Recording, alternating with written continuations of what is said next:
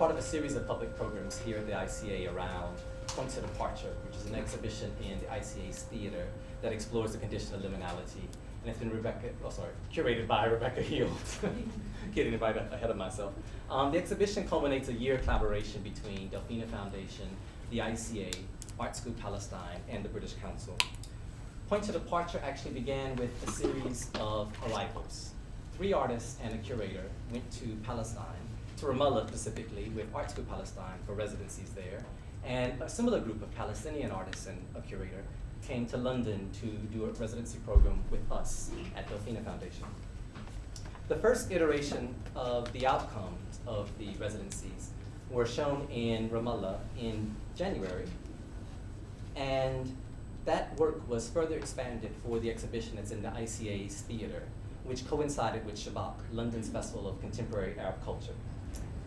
Interestingly, the residencies last summer coincided with another big event in London, the Olympics. And in Rebecca's essay, which will be distributed as part of the e-publication for the show, she retells the story of being in Ramallah during the opening ceremony, and where the crowd had been distributed or given these mini flags, which on one side had the Union Jack, and on the other side had a Palestinian flag.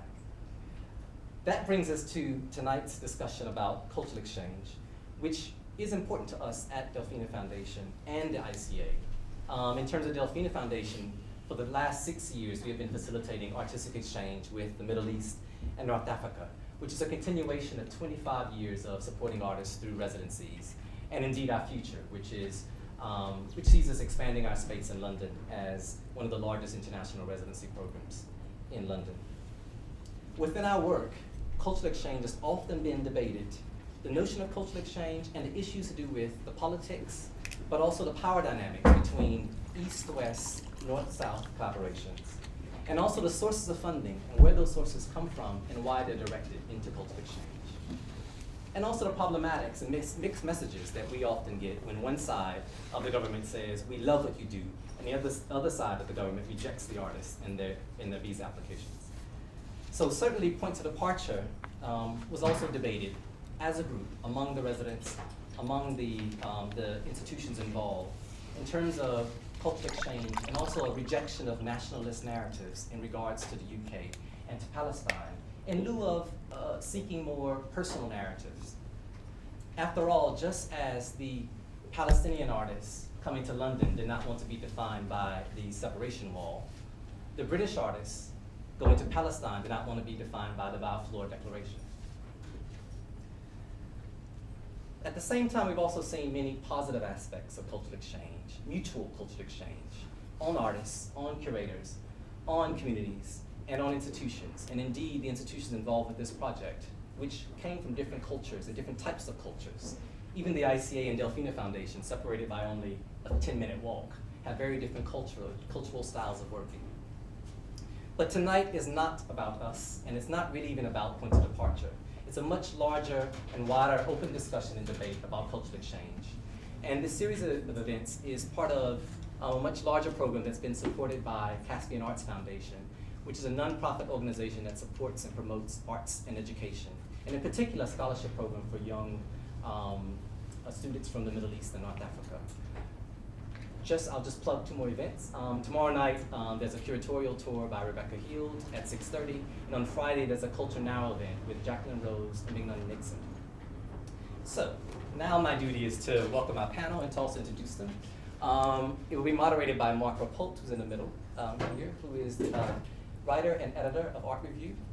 To his left, I have problems with left and right, is Andrea Rose, director of the British Council, and to her left is Omar Al-Quattan, of the A.M. Quattan Foundation, one of the largest private foundations in the Middle East supporting arts and culture. In addition to A.M. Quattan Foundation, Omar is a filmmaker and he's also chair of Shabak. On this side is JJ Charlesworth, critic and writer. And next to JJ is Rosalind Nashashibi, the artist, who I think needs no introduction. Without that, I'm going to step away and let you begin. I mean, just by way of introduction to sort of about what it is we're talking about with cultural exchange, I recently culturally exchanged London for Vienna, where I now live, and was talking with someone there who heard I was doing part of this panel, and they were like, what the hell is cultural exchange? Isn't it what we do all the time? And we were sitting in a Mexican restaurant at the time with our Desperado beers and tacos. And I think there's a sense in which we're always told about cities, big Western cities, being cultural melting pots and exchange, being a part of what we do on an everyday level. And I think when it comes to sort of umbrella-type art projects, there's a sense in which cultural exchange is based on our familiarity with it, this kind of global phenomenon of everything being equivalent and exchangeable. Whereas on the other hand, it also separates things. It's very contradictory. So it would say these artists and their work are distinct because they involve an Arab context, and that's something separate and special that then has to be engaged with through exchange rather through a more casual kind of intercourse. And behind that, of course, there's the fact that exchange normally comes with benefits, that someone gives and someone receives. And I think one of the interesting things to talk about really is to what extent it's those benefits to the main parts of cultural exchange, whether it's financial, whether it's political or sociological. So I thought to start with maybe each of the panelists, maybe not all of them, but Andrea to start with maybe could give us an example of her experience of cultural exchange. Well, thank you very much. And I would like to thank Delphina for organising this and all of you for coming on a hot evening. If I can, the reason, because we're talking about art, I might as well use a few slides. I thought I'd start with how can you get it wrong culturally? You all probably know this artist. I'm not going to dwell. I'll try and keep this very, very short. But basically, this picture was chosen by an organisation funded by government who loved it because they saw Moorish arches, and the immediate assumption was, great, fantastic, it can go somewhere in the Arab world, we'll buy it for the British state, and where should we send it to? We'll send it to Saudi Arabia, where they happen to have a wonderful saloon.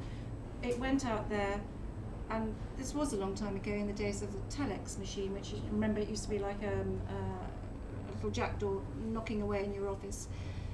After somebody had been to the British Embassy in Riyadh, a week later the telex machine came back with the message, what's in the sandwich? Obviously for the audience that was in Riyadh, it looked like ham. No one in Britain had actually thought about this at all. The artist, being of deadpan wit, replied, would you like me to paint something else? Egg and crust will cost you 5,000, cucumber will 6, and so on. The truth is that cultural exchange is very context-driven, I think. It is time-driven. It has many, many different meanings. I'm going to show you a very few other examples where, and I'm very proud to say that was not the British Council, it was the government art collection, incidentally, who bought and then had to resell that picture. But the British Council also runs into a lot of difficulties in terms of what we are trying to do. This was sent to these two works by David Hockney shortly after he became a rising star, having been at the Royal College and picked out in '62 when he was still there as a rising star. He was chosen to go to Mexico City at the time then of their Cultural Olympics. And I thought you might enjoy this letter, which was under embargo for 30 years in secret from the British ambassador at the time. If you can't actually read it, it talks about the appalling nature of being homosexual. This incidentally was the year after the liberalisation of, or the decriminalisation of homosexuality in Britain, so we felt it was perfectly legitimate to send works that we felt had a message, and I'm sure we'll come back to the idea of what messages we want to get across. But if you can't read this, I will say that I will just let you know that our ambassador at the time said there's a long history of national efforts to suppress this vice. And so even our ambassadors in parts of the world where we, the British Council, have been trying to send artists, actually not because of their homosexuality, but because we believe they were great artists. Our own organisation, or our own people overseas don't feel is a good thing. This is a rather trivial example, but it was the first opportunity to show Damien Hirst in Paris. It just happened to be at the time of the beef wars, if you remember BSE, and these were the only cars to be able to cross the channel at the time. Huge Daily Mail headlines about, why we were exporting cars. So the question of the political, diplomatic, cultural context is always rife. I don't think you can ever forget it. Delphina talked about, the the nature of what you want to get out of the exchange, and Mark too about benefits. I would like to believe that we're disinterested. Of course, nobody is ultimately disinterested. And this is an example in Iran. Just after I went to Iran to start cultural relations with Iran in 2002, when it was the first time that Britain had been allowed back into Iran after the foundation of the Cultural Revolution there. And they wanted to show British art. That was their request, not ours. It wasn't a question of ours showcasing ourselves. And they wanted Damien Hirst. And I felt it would be extremely difficult to show real human bones. No problem in Iran, crucifixion for them, you know, part of their tradition, their religion, fine. What we couldn't show was an artist they had long admired, Mona Hatoum, with this work, which is a comment on the Palestinian wars, and that's relevant therefore for the discussion about our exhibition. Because in Iran, having been through the Iran-Iraq war for 8 years, anybody who was maimed or killed, and there were 2 million of them, was regarded as a martyr. So for them, this was a disgraceful slur on their martyrs. So the question of cultural values and context when you're exchanging is a very live one for us. And of course you can't show the human body, we can't say basically full frontal nudity in Iran, but you can certainly show the body right from the esophagus through the anus internally. No problem about showing deep throat in Iran at all. I want to show you this only because artists and institutions such as mine quite often have different views of what is appropriate to send. You all know Anthony Gormley's field. Anthony Gormley, I know this will be on YouTube, came to my office at the time of the Balkan Wars, and we were touring this work in what was then Central and Eastern Europe, and begged me to send it to Serbia. And I said no. There was an embargo on all except medical and food goods by the UN into that part of the Balkan Wars, and it would endanger life and limb. And Anthony's remark was, take this as you will, it would be good for people's souls to see something like this. 3 weeks later, there was the bomb in the marketplace, and a large number of people were killed. I felt vindicated, but Anthony rang me up almost immediately and said, you see, if you'd have sent my work, it might not have happened. So, you know, different takes on what art might or might not do. Martin Parr, this is a view of Britain, New Brighton, which is just north of Liverpool. Been all the way around the world, we've sent it everywhere. Where can we not show it without outrage? Britain. We showed this in our Manchester office. Huge fuss from our own staff who felt that this was an outrageous way of showing what Britain was like, because they said it's not true. Well, you know, I don't think that it's, even if we're funded by the state, it is the job of a disinterested state to show National Geographic views. What we want is truth, not propaganda. And my final point is, it's all very well showing British art or overseas, but really the world has changed, the game has changed. It is very, very important, I think, for other voices to be heard here. I don't think the case for showcasing art overseas is made unless you can really have a partnership and a collaboration, and that means letting artists' voices from other places be heard here. I'm showing you this as an example because at a time when Russia had thrown the British Council out 5 years ago, we didn't try hard to do this because of that reason, but it happened to be in 2011, the anniversary of the 50th anniversary of the first man into space, Gagarin, and I brought this statue actually next door to the Mall. Involved a huge amount of negotiation with all of the Russian authorities, and I think it made a real difference for the Russians to believe that we appreciated their achievements. We could show Turner, we can show Ruskin, we can show Whistler in Russia, but it makes far more impact for us to recognise the cultural values of other people at the same time. Sorry, I've taken up a long time from my fellow panelists, but that's what I'd like to say. Thank you. So, that way, Sam. JJ, would you like to? Have you been culturally exchanged? Yeah. Well, as a critic working in the UK, I've never actually. I mean, artists get to do these things a lot more, and that's perhaps a kind of issue about funding. I realise I've never actually been on a formal, or been involved in any kind of formal cultural exchange within visual art.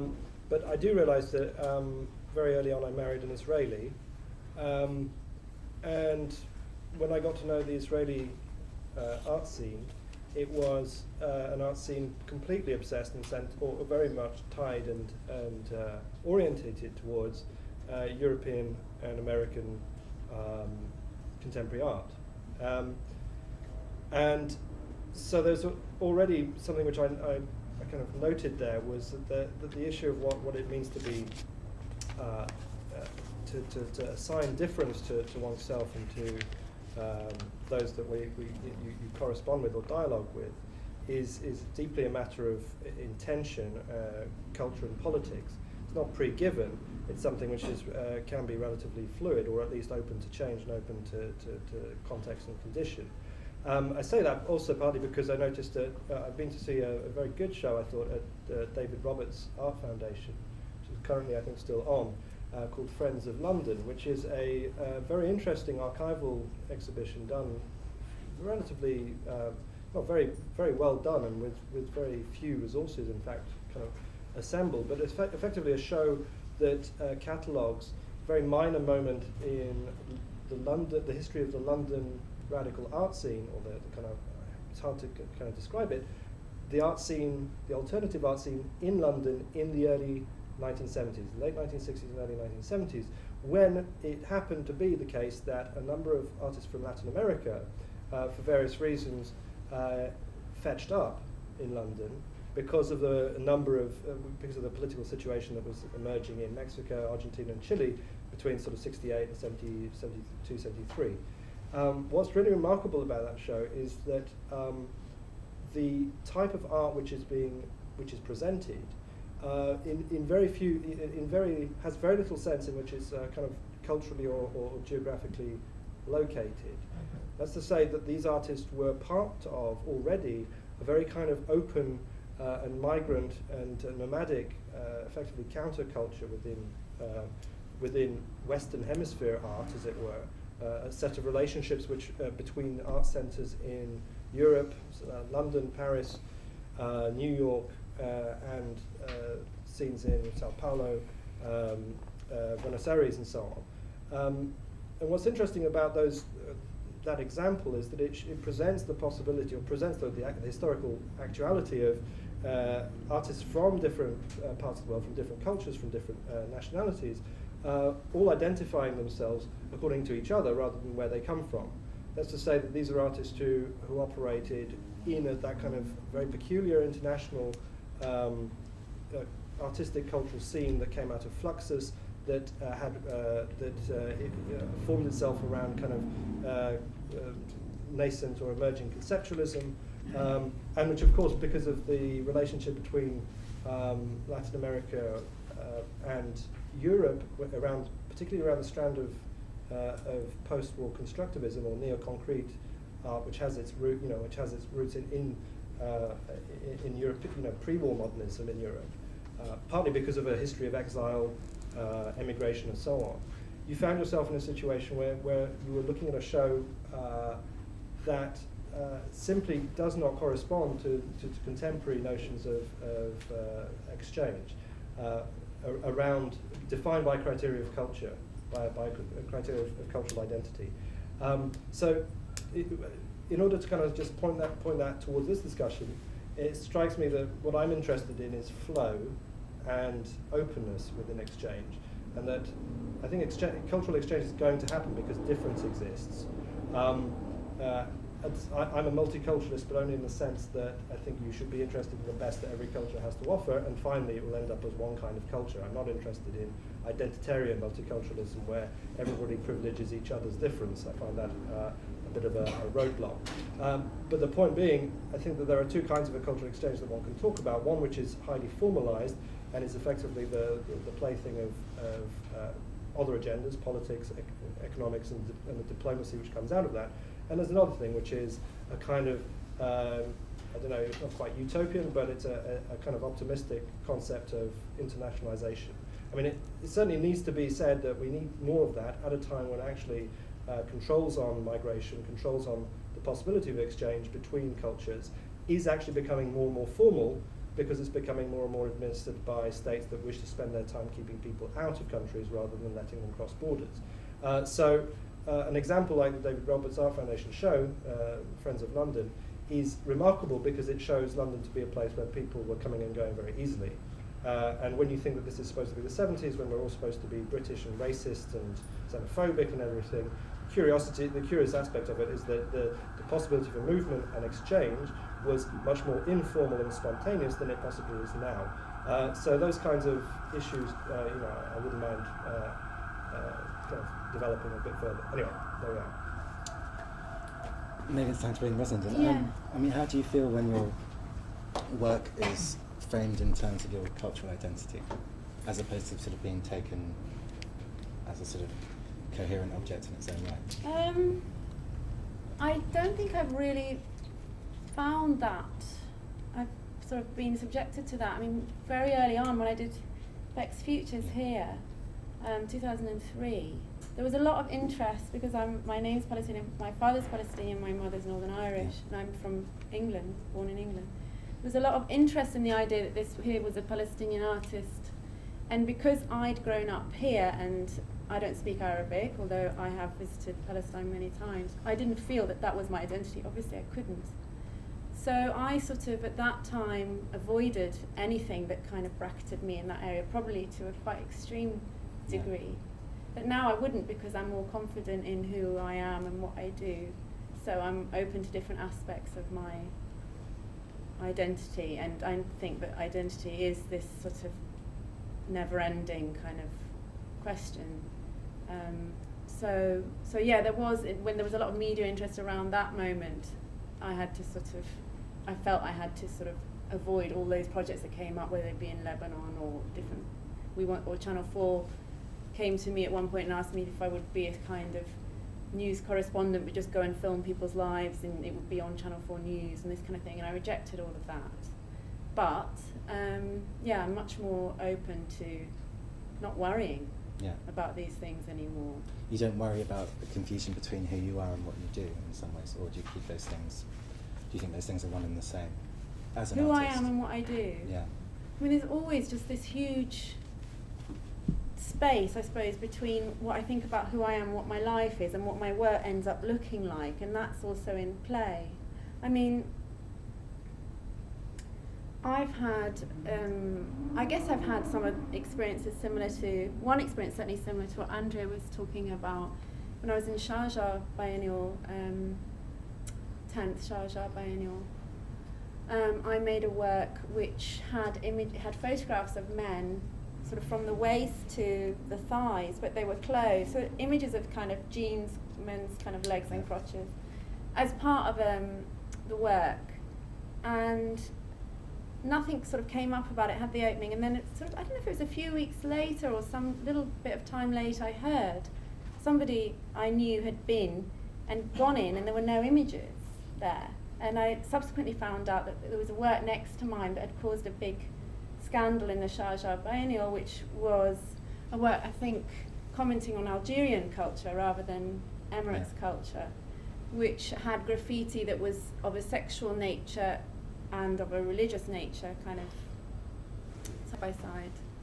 And when that happened, and a big scandal had erupted about that, the invigilators had decided to take my work down as a sort of preemptive strike, just in case, which I thought was quite a funny kind of idea, because it was actually the place where the invigilators all used to sit, and they were kind of young men, and the whole work was about this sort of young masculinity in the Middle East as well, in a way. So yeah, I mean, but most of my experience have been of a much more kind of subtly sort of graduated thing, where I don't feel, if I go particularly into somewhere in Palestine, I feel neither that I belong there nor that I'm on a cultural exchange from Britain. It's a grey area for me, so I can't really ever feel. I mean, I think when I went on a British Council kind of show in Mexico, I felt, yes, I'm here now, I'm a sort of, we're a wall of like British representation at this point doing a show, and that felt more formalised, but I haven't had many of those experiences. And Omar, now's the time. Well, thank you for waiting. Well, I think I'll talk about two things. we started doing cultural exchange because we were working in a place which didn't have it, and we were exchange generally, whether economic or the freedom of movement or the freedom of ideas was just non-existent, or very restricted by military occupation and by other issues, internal issues.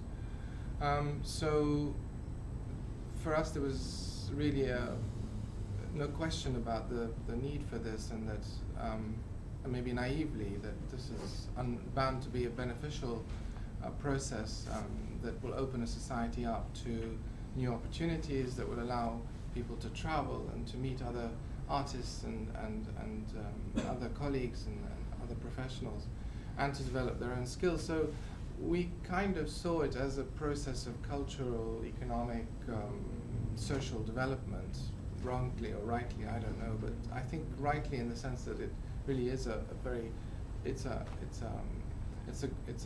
holistic process. I don't think you do either thing in isolation of the other.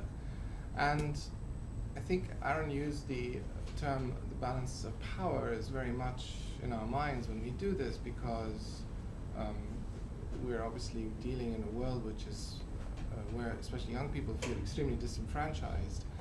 And so, whether it's in Palestine or the Arab world generally.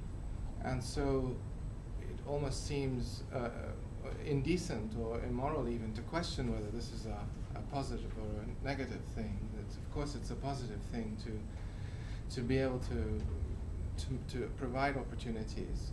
But that doesn't mean that it's an innocent process, and it is rife with issues not only of power but also of the role of a private foundation, the ideologies that underwrite the process of support, the frameworks within which this process becomes possible, and it's a very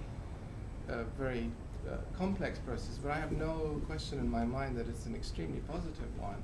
I know for a fact that about 10 years ago, 11 years ago, we met in my office with a group of about 30 or 40 artists from the UK or based in the UK who were keen to do work in Palestine.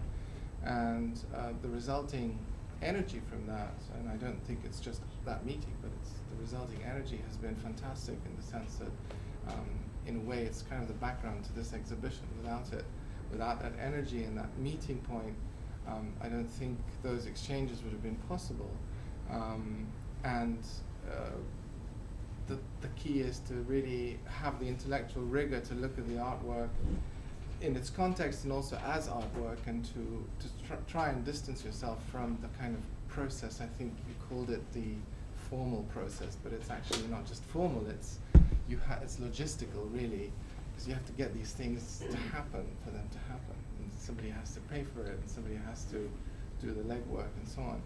And I was really faced with my naivety when we came up with the challenge of launching and doing the Shabak Festival this year, because I naively thought, of course, look at our success in Palestine, this should be so self-evident for all the Arab countries to do it and to support this festival without even asking a single question, and to just send me a check without even asking, and so on. And of course it was not at all like this. And we had immediately issues, whether political, whether visa issues. Two of the poets weren't allowed to come. One of the curators had visa issues as well. But also, it's clear that the relationship of Britain at the moment with the Arab world is so complicated and and has been so terrible, that we cannot function naively as if this is not happening at the same time. And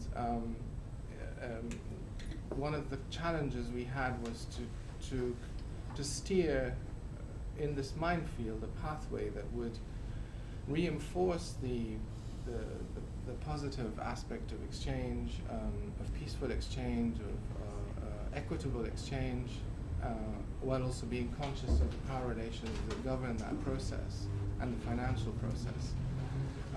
And finally, I would say that we kind of succeeded, but we haven't really, because UK is a very dirty player in the Middle East. But how do you measure success? Well, that's what I mean. That's why I'm saying this in a way as a question almost. That the success, in terms of, does the cultural exchange affect diplomatically? At the moment, the evidence is pretty negative. But on the other hand, I know that, for example, the diaspora in the UK, the Arab diaspora, is much strengthened by a festival like Shabak, and its profile is much higher than it used to be. And I look forward to much more, much more happening on that field. So in that sense, it's a success. Whether it's affected in the diplomatic way that we want hope. Excuse me. Yeah. And I'll just end with one. Now that it's finished, I can say this, but pretty horrific story that I didn't share with anybody. At the opening of this festival, we had the mayor, who's supposed to be our patron, come and give us a lecture about camels and how we enjoyed a visit to one UAE sheikh who shared stories about, which is fine, but it's really not what we had in mind. And so this is going on YouTube forever. Yeah, he can hear it. He's not going to be mayor next time. Well, he's lost the Arab vote. So Andrea, is cultural exchange just a way of papering over political and ideological cracks? I don't think it could, even if it wanted to, paper over those sorts of cracks. I'm interested in, you used the word framed, I think, and Rosalind too, and JJ talked about the period of the 60s and 70s. A wise government, I think, would always want to believe that it can't control art, and it shouldn't control art. What it should do is to enable a climate and a culture to develop which enables artists to do what they want to do, and that is what we should be exchanging and supporting. We live in and possibly in the 60s and 70s, when you talked about there wasn't any particular financial benefit for artists coming from Latin America to do what they did. I mean, we are living in a time when the whole of the public sector is under enormous public scrutiny. I mean, even today we learned that the Royal Mail is about to be privatised. And all public institutions are the arm's length to government is very, very much shorter than it was. So for those of you who've seen the big posters around Britain or anywhere around the world, which is called the Great Campaign, that is government directly through the Cabinet Office saying we can promote art better than institutions like ours, and we want to brand it great. I can't think of a more insensitive way of saying that what happens in Britain is worth sharing in the world than saying, to anyone, we are great. So, why do you put them up in the British Council offices we of won't, countries? We are forced to by most British Council offices are funded through the Foreign Office, and they are forced to, and it's really a weakness of the British Council that it can't reject. It can't reject that because our funding comes from government, and of course, when your funding comes from government, there are constraints, and it's one of those balances that you have to, one of those judgments you have to make about to what extent you go with government objectives, and to what extent you can operate without them. In my particular case, in the British Council's case, since 9/11, the focus has very much changed from working in Europe, where after the war the whole emphasis was to support the development of Europe after the fall of fascism. After 9/11, the emphasis, that emphasis means is basically we have no money other than for where government wants us to work.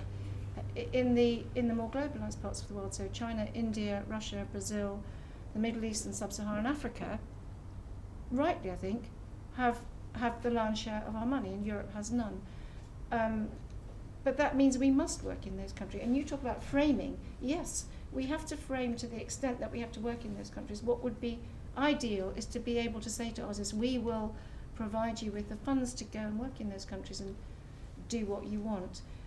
But then we also have to, I don't want to get into the whole sort of government economics and what you have to show government, but basically for every single penny that we give, we have to show a result. There aren't any results in the world of speculative, curious, meditative, reflective enjoyment and knowledge of the world we live in. That's what artists are here to do. It's their job to do that.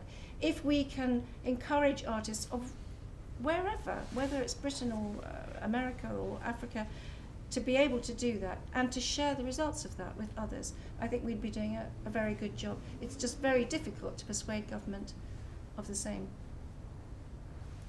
Sorry. No, go ahead. I mean, just to carry on from Andrea's point, there is also a danger of co-optation. I mean, artists can be co-opted, and artistic institutions or cultural institutions can be co-opted for ideology, sometimes wittingly, sometimes unwittingly.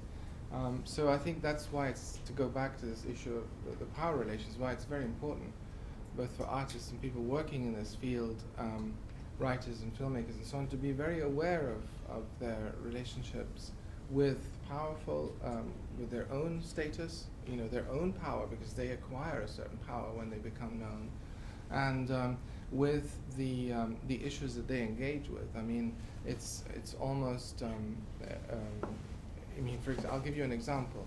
The world of the Palestinian cinema, which has become very fashionable recently.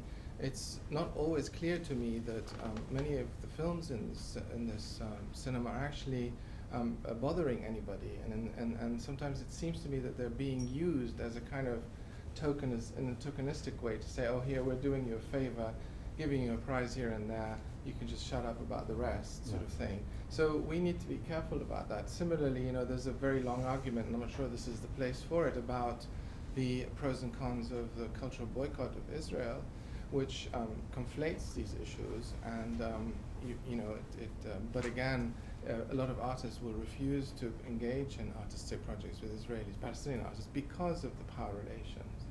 Whether it's the refusal is actually a good idea or not is debatable, but we're never absent from the pressures of reality, and when we pretend that we are, even when we say we want to stay aloof of them or to stay independent of them, they're never very far. They're always at our doorstep. I think Omar might have set up the answer for you a bit there, but do you feel that you're under these pressures? Do you feel that a lot? That you have to be aware about becoming a pawn in someone else's game, let's say? The way of having money. I mean, that was the way I didn't and still don't have market for my work. So that was the way and it was a fantastic way of being somewhere where I could work. Before that, it was signing on. I mean, actually, that's the way a lot of artists have managed. And you come across these sort of very incongruous situations sometimes, and you obviously are more and more aware of sort of political agendas, but at the same time, the control on what I've never had any controls on anything that I've done. This one incident where my work for literally 2 days was taken off some trees, there's like people a bit worried about offending someone, fine. I have not had that experience. I have sometimes sort of found myself involved in something that I didn't agree with because I wasn't aware of, what it was, and that's my kind of error. But you're not sort of wandering around in a permanent sense of paranoia about the context? No, not at all. No, because I choose my context, and I don't choose them. I'm happy if I'm offered them, but I then am more or less aware of what I'm going into most of the time, and I don't try to go somewhere and put the world to rights with the work that I'm going to make as well, and try to sort of make some sort of summary on the situation that I find, which some of this kind of, particularly biennials, have, as we know, sort of produced a sort of art which is like, okay, we'll go to Sharjah and we'll make comment about the fact that the appalling conditions of the workforce who are coming from India and Pakistan, and this is something that will take a few months and we'll go. So I think there's political questions on the sides of the artist activity as well, and what they're wittingly kind of going into, and in the end, maybe not raising questions, maybe pleasing everybody in a way that they feel sort of cleansed by this activity, the state that they're going into and the state that sent them there. But I tend to sort of I mean, I suppose like most people operate from a very particular personal perspective and then open out to things and go in quite intuitively to these situations, but I don't try to kind of sum up. JJ, do you think that cultural exchange is one of the ways that pushes forward the suggestions that culture or fine art or visual art can fix things? Well, I mean, don't forget that a lot of artists think that they are, well, lots of artists make art that is a form of political intervention, right? I mean, lots of artists are partisan, lots of artists take positions, lots of artists produce art which is by no means ambiguous about what it considers, what position it takes on many issues. Similarly, people are partisan when they take up stances like, for example, cultural boycotts. I mean, in my opinion, artists and creative academics and artists and people who cherish the broad nature of human knowledge and human culture should not be in the business of stopping people from being able to exchange that. I mean, that's not just a partisan issue about whether I stick up for Israel or not. I just don't think that people who are involved in human creativity should be in the business of stopping others from circulating. I mean, there is a big issue here, which is that, I mean, it's in the background here, it's the difference between civil society, which opens up opportunities between nation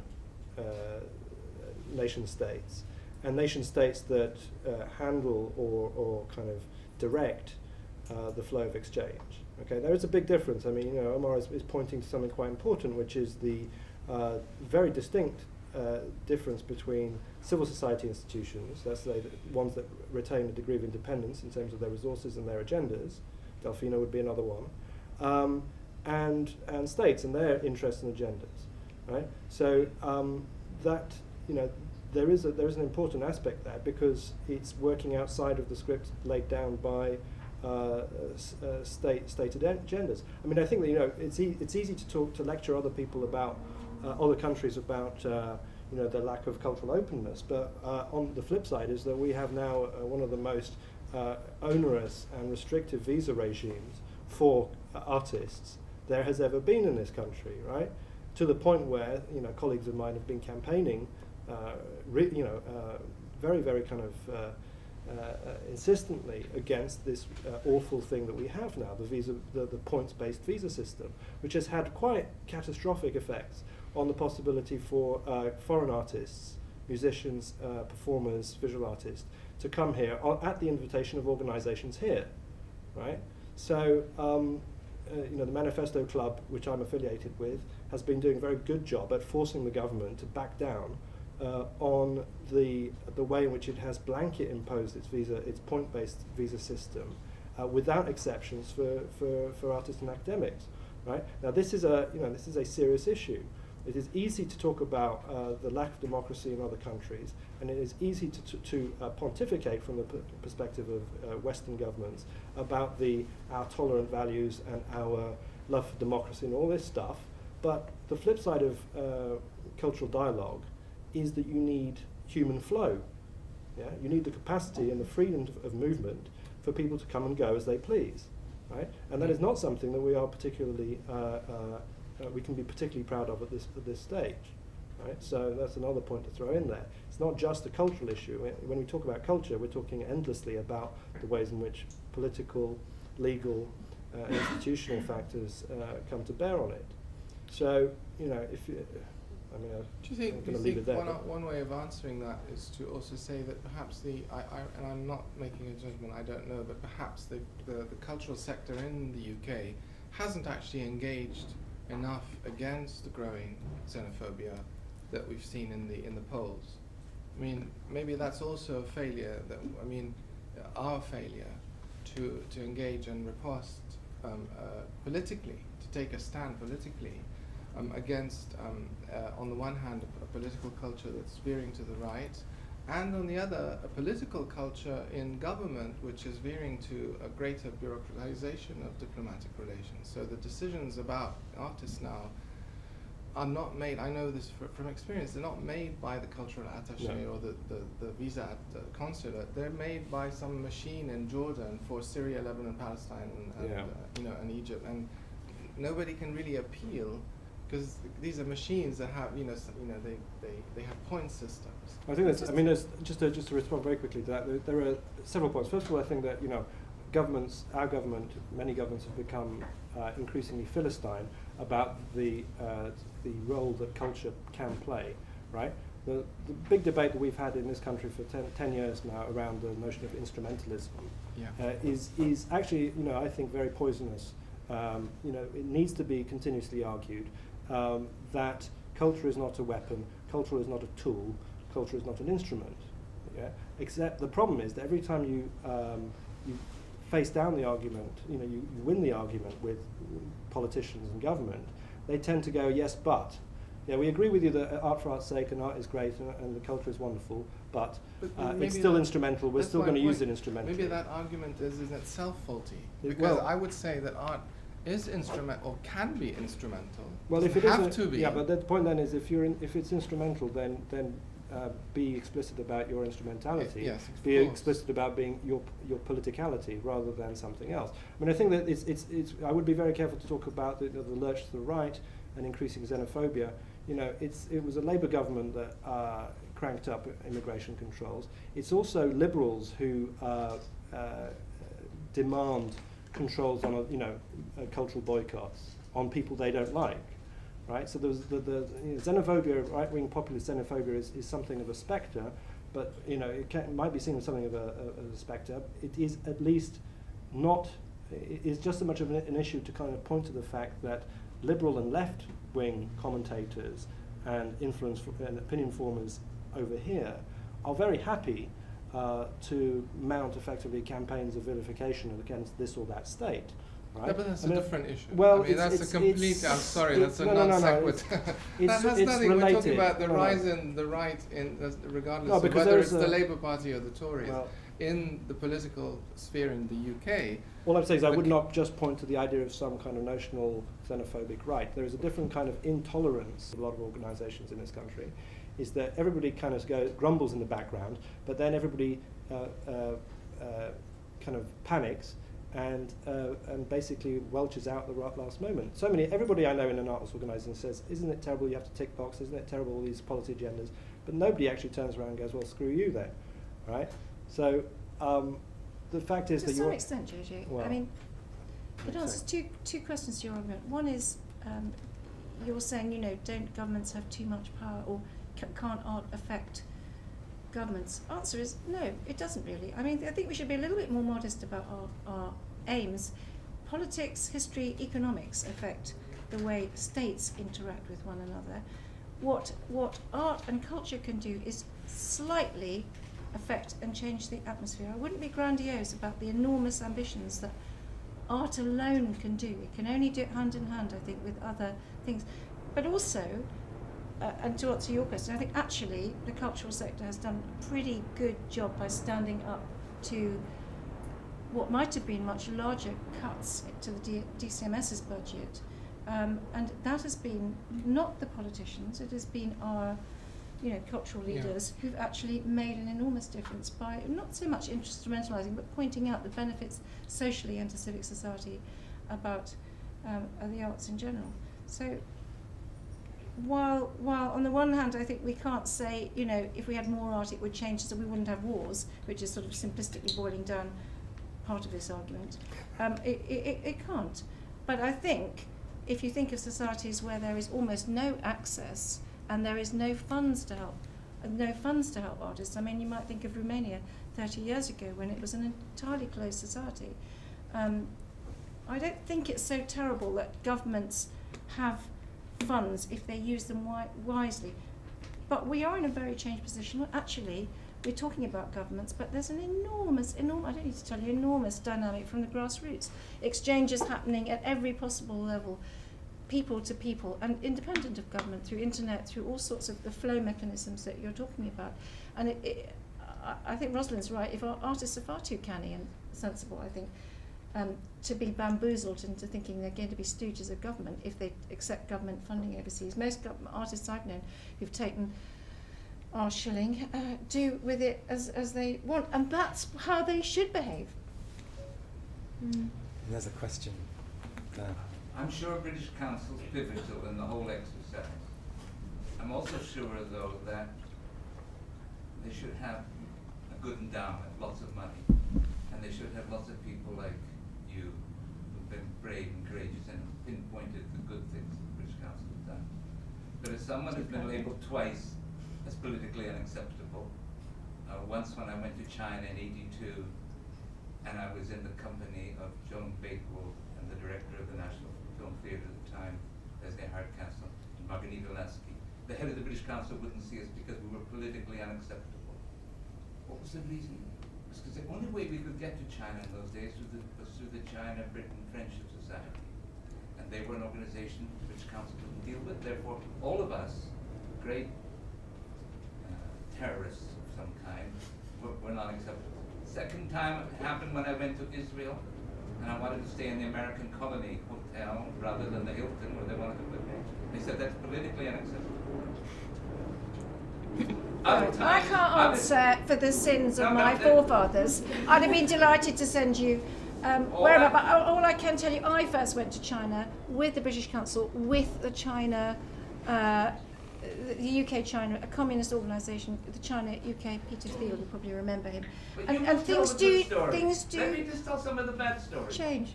I've tried, yeah. Women's images of men, big exhibition here at the ICA, great success. Public gallery in Dublin wants it. The British Council turned it down because the ambassador said this would be embarrassing because there aren't feminists in Ireland. You know, over and over again, I've been invited to Email me, bring it to my attention, I'll have a word with him. Well, I don't know. but you mentioned earlier the main issue, and there I agree with you, and you talked about our tradition of arm's reach. And it seems to me that that has fallen apart. Not only the Foreign Office, but other branches of government and politicians and Parliament itself deems it appropriate. Now, we denigrate other states when politicians interfere. But when our government is doing it by making sure that the British Council is really doesn't have that arm's reach that it should have, that seems to me the danger. And I don't see many people like you in the British Council. And that's what worries me. A lot of people in the British Council will take the money and take all the perks and the children sent to public schools when they're abroad, etc.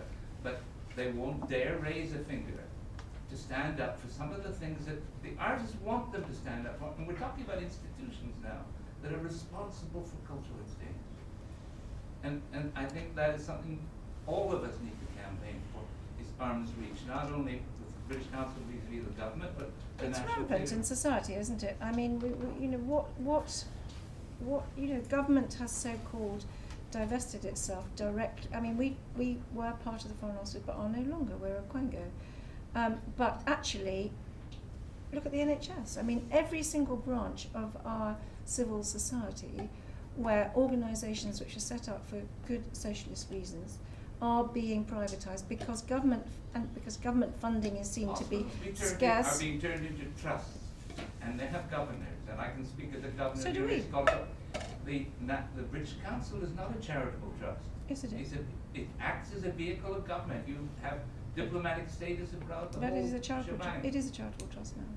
I mean, I couldn't agree more with you, and let me just defend the title given to me as Director of the British Council. I'm not. I'm Director of Visual Arts at the British Council. But of course, Bill, in an ideal world, an organisation such as the one I work in should be standing up to government. And actually not standing up, I think that's wrong. They should be advising government on how culture is best, how the culture for culture is best grown in this country, instead of, as I think is happening now, and it's happening in many organisations, so I hope we're not alone in it, feeling a little bit afraid that if the if they're too independent, the tap will be turned off. I'm not defending that bill, but I don't think it's probably the argument for this evening for me to be defending publicly the British Council. There's another question. Yeah, I'm not sure. I'll probably formulate it in speaking, so I apologise. I know that's quite annoying to listen to. I'll nail my colours to the mast. I've worked for the Arts Council. The British Council funded me as a student to go to China. There was a programme called Artist Links, which was about organising exchanges between artists in China to come to Britain and vice versa. And there are lots of really interesting stories about that. For instance, Chinese artists who had imagined that the West and Britain would be a kind of utopia for being an artist, and getting here and realise how much it costs to buy materials, to do things that you can't get quite cheap labour to make your things for. You know, they had kind of interesting awakenings, which I think naively from our Western standpoint we might not always imagine, but that's kind of not my point. My point really is about this idea of being instrumental. And okay, this is an evening where we're talking about cultural exchange. So obviously that's what we're focusing on, the art as being instrumental to diplomacy. However, the way that the institutions in the UK now are trying to make their case as being worthwhile and good value is by making that case economically. And so they're saying no. So there was a tweet from GCMS today saying, retweeting something that the Heritage Lottery Fund had said about how much money heritage generates in the UK. This is GCMS tweeting that. They're simultaneously slashing budgets for the arts. So in terms of the kind of whole instrumentalisation of the arts goes much, much deeper than that. And you can see a project called the Happy Museum, which is kind of trying to make the case that museums are good for well-being because of the whole well-being agenda of the communist government. That was interesting. Conservative government saying that you have to be, you know, this whole idea of what is value, what is the value of the arts, what is the value of culture, but for creative industries, it's an industry. Well, yes, it is, and no, it isn't. Like, I think it's... Yeah, but no society is value-free, and no society has endless amounts of money to be able to send everybody, everywhere, at all times, whenever they want, for whatever reason. So judgment has to come into it. Yes. When you have judgment, you have some criteria about what informs your judgment and decisions.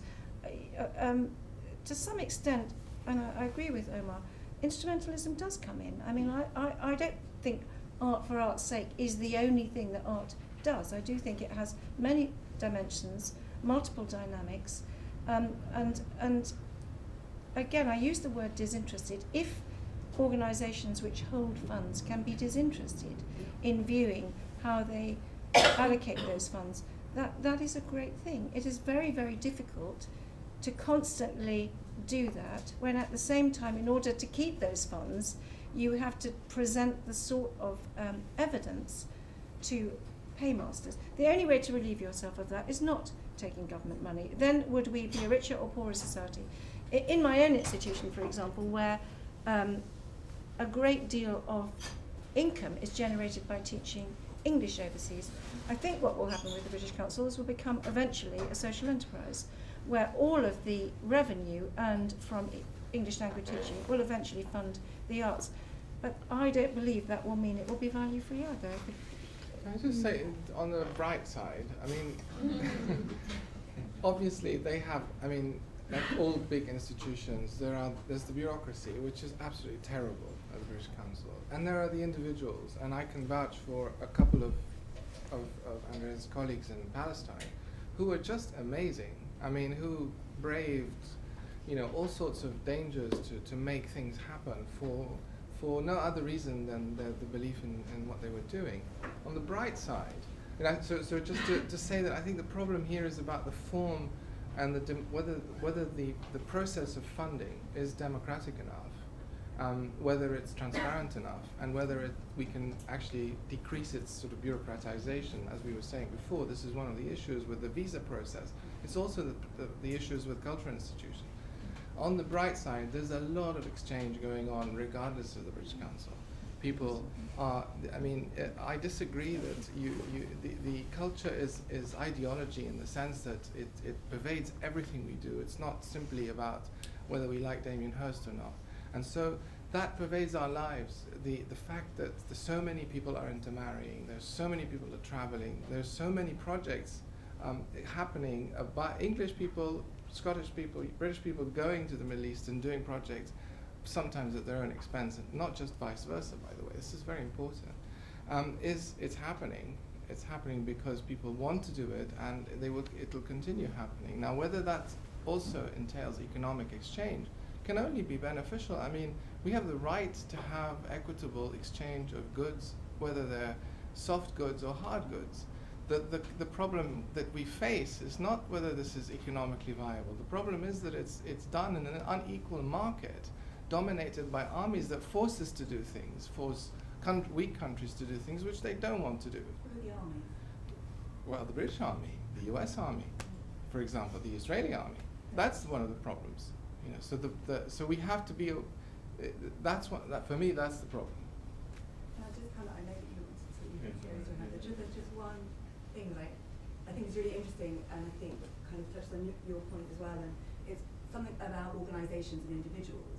Organisations are made up of individuals who have their own beliefs and are committed to the arts in different ways, and that expresses itself in different ways. And I worked at the Arts Council, but I come from more of a museum background, and I suppose when I was there, I was very much about democratisation, participation, less about the high quality visual art, but I knew that my colleague was all about that.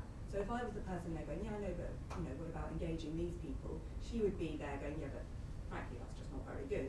And I think there's just something interesting in the kind of debate that happens here, where it kind of becomes individuals being almost pitted against organisations. And it's when you're working for an organisation like that, you sort of walk quite a careful line, and experience comes into it an awful lot. And I think it makes me laugh now looking back, because I was working for the Arts Council at the time when we were the funding cuts being made, and we were having to and I just felt this terrible sort of responsibility. And when I had to decide about grants for the arts, I said, well, how am I going to decide? And I think they've obviously worked, further colour from arts. My parents are adult education. I grew up in adult education centre.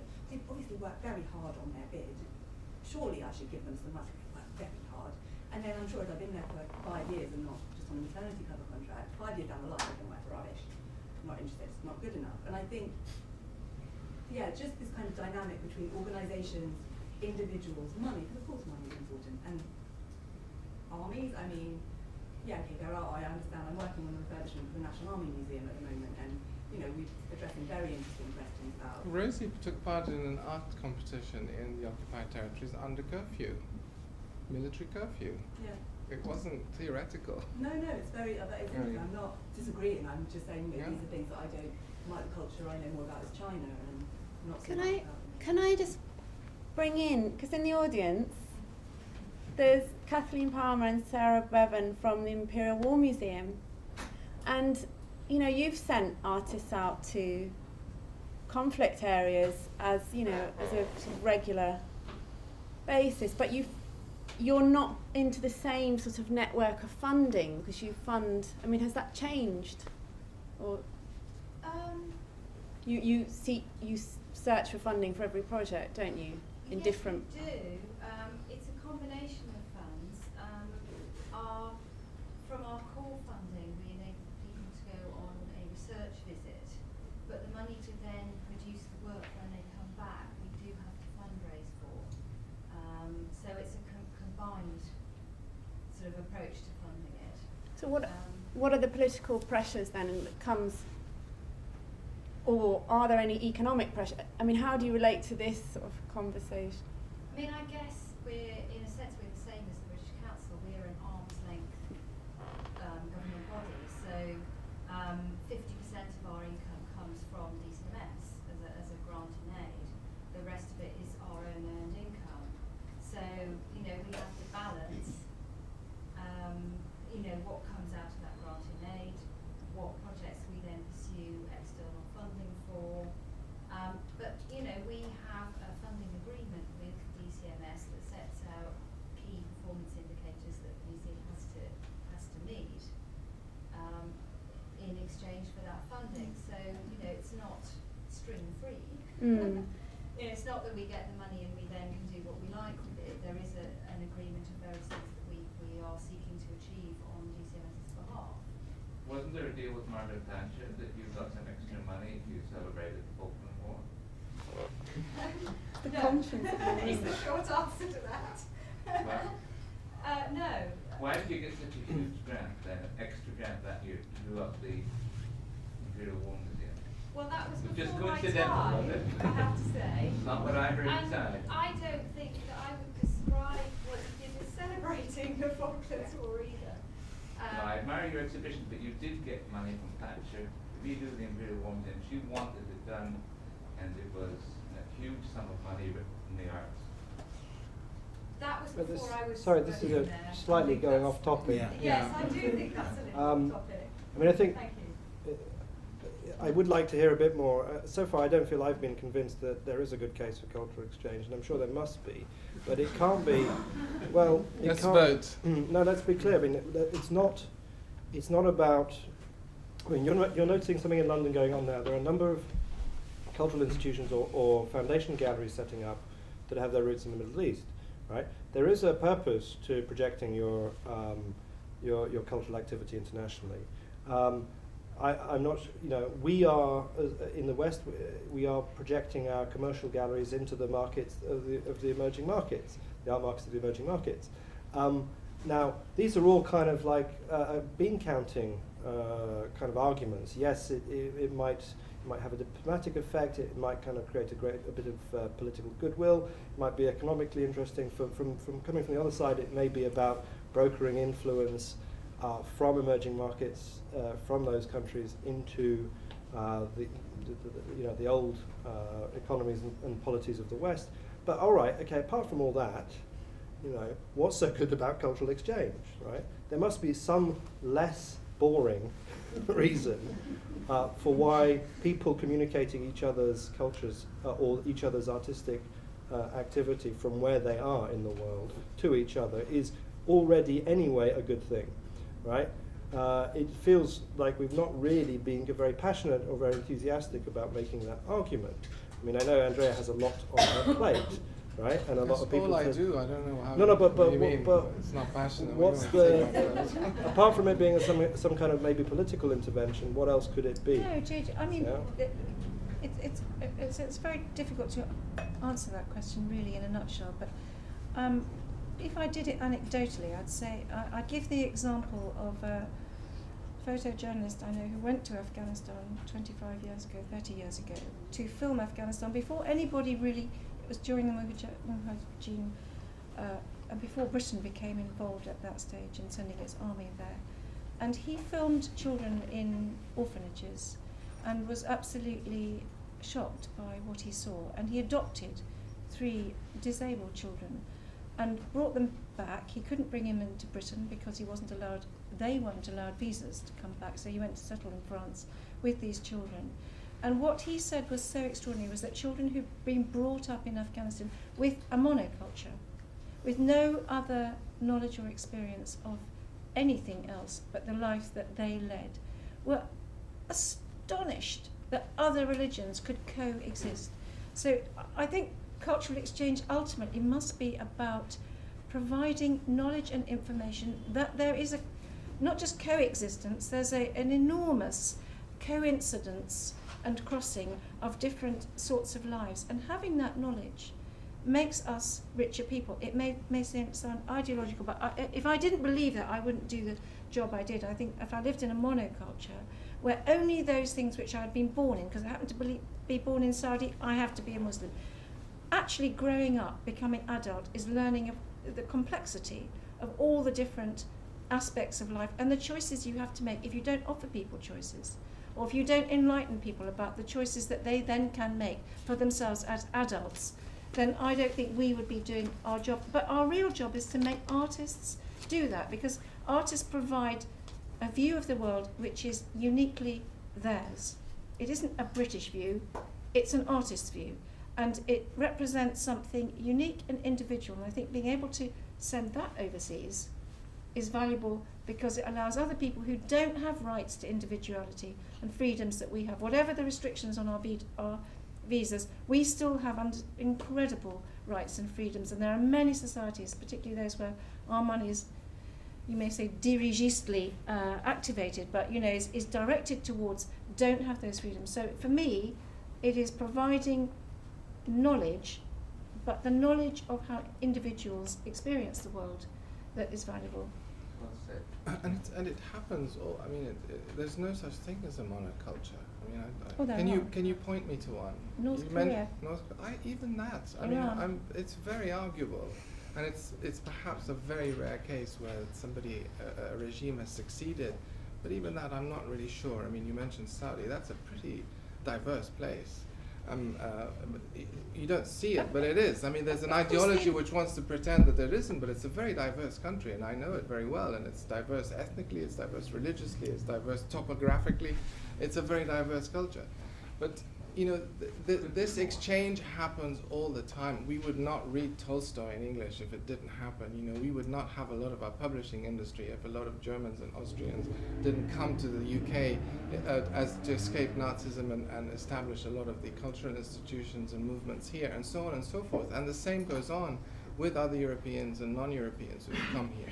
It happens. It goes on and on. What we're talking about, whether it's worth facilitating or not. Yes, exactly. And I think the model of promoting British art abroad is only one model. Absolutely. It's happening in all sorts of ways all the time. Rosie is an example of it. Her father is Palestinian. Her mother is Northern Ireland. That's a pretty good start. I mean, and both my parents are Palestinian, but look, I sound like I don't think I sound Palestinian. So all these things are happening all the time. Just to take up your point about Saudi, you say that because you've been and you know it and you have a sort of fundamental understanding of it. How many people in this room do? What we read are headlines which are nearly always negative. They're nearly always sensational. Therefore, would it not be a good idea to see what Saudi artists can say about their society, because they probably have an inner life which is freer than many of those who work in government. So I would like to determine for myself what Saudi society is beyond the Daily Mail headlines by seeing the work of Saudi artists. Surely that is the point of cultural exchange, however it's mediated. I agree with you. Well, I think we've reached a positive note at just the right time. I'd like to thank Delphina and the ICA for hosting us, and for you guys for coming, and particularly all the speakers for entertaining us. Perhaps shocking us too this evening. Thank you very much. Thank you.